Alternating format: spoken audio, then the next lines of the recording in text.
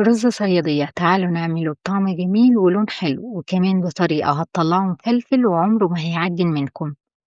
في حلة بحط 3 معالق كبيرة زيت على نار متوسطة، ومعايا بصلتين كبار من البصل الأحمر مبشورين، وإذا كنتم هتستخدموا البصل الأصفر يبقى هتضيفوا ربع معلقة صغيرة من الكركم لما البصل يحمر علشان الرز يطلع لونه حلو. وأول ما البصل يحمر باضيف 4 كوبايات مَيّة، وبنفس الكوباية باعاير بيها 4 كوبايات من الرز المصري، وباغسله وأصفيه من المَيّة كويس، وباضيف الملح، وما تسيبوش المَيّة تغلي كتير علشان ما تتبخرش أكتر، وأول ما بتغلي باضيف الرز وباقلبه وأغطيه وما باقلبوش تاني لحد ما يستوي، وأول ما يتشرب المَيّة ويبقى بالشكل ده باهدّي النار على الآخر، وباحط تحتيه الشياطة وأسيبه يكمل سواه على الهادي. وبعد 20 أو 30 دقيقة بادوقه، إذا استوى باطفّي النار تحتيه، وباقلّبه وأغطّيه وأسيبه 5 دقايق يتشرب البخار،